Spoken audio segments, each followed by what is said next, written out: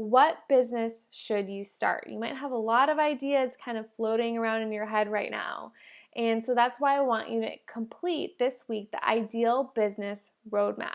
And this is really going to help you determine what your next step should be in starting that business.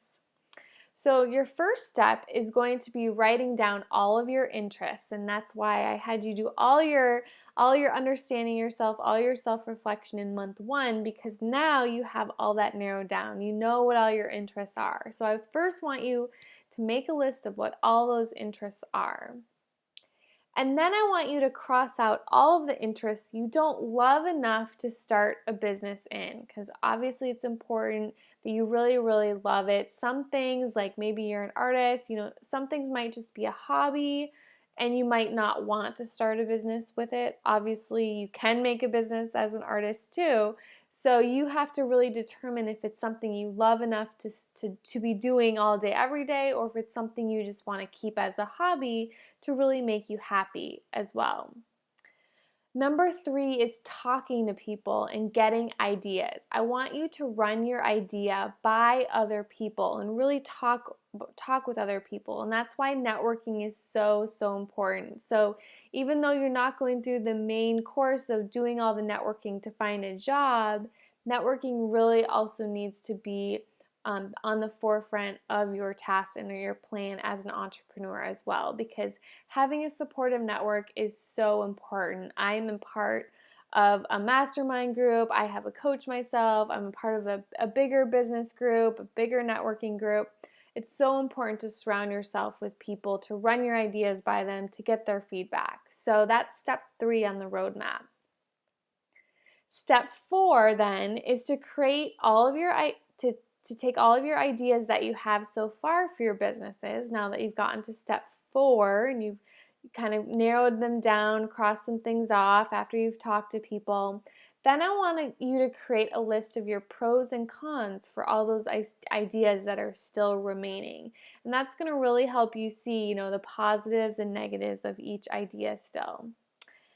And then at the number 5, I'm going to have you make a decision.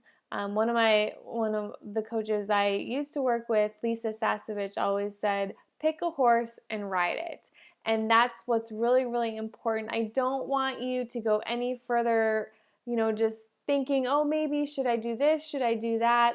It's really important that you make a decision, one of these ideas, and you run with it. Because if you never start taking action, going towards something, you're never going to get anywhere. So I have, in my business, played with a lot of different ideas. Maybe I'll do this, maybe I'll do that. But if I never would have started, my blog, if I would never started, taking clients, running courses, I never would have gotten to where I am today. And my business has completely changed from when it started. So it's okay to change and to go through things, and maybe we realize something's not, final and right for you, and that's okay. But the most important thing today is to make a decision. All right. So here are some requirements that you're going to have along your roadmap. The first thing you want to make sure of when you decide on your business idea is that you are picking a problem and you're solving it with your business. It's not important enough just to have a passion for that business. If you just love it and you have a passion for it, that's not a good enough reason to start a business. I'm sorry. You have to also find a problem associated with that passion so that you can solve it. Just like I found I had a really strong passion for helping people with their careers, and then I finally was able to find the problem, which is, women who are stuck in jobs they hate, and then I figured out how to solve it. And that is what has made my business thrive. Number 2 is to remember your ideal work day that you did a couple weeks ago in the first month. I want you to make sure you create a business that matches that ideal work day. And sometimes, once you get starting a business, things just started going so fast, and all of a sudden you don't have a work day that you wanted. You're not the boss, your schedule's driving you, and you're not in charge anymore. So when you're planning out your business right now, make sure you remember what you want your ideal work day to look like. So this, for example, if you want to work from home, or if you want a big team, or if you want flexibility in your work day, if you only want to work 3 days a week, you can plan that out. As a business owner, it really can be whatever you want it to be. So remember your ideal work day.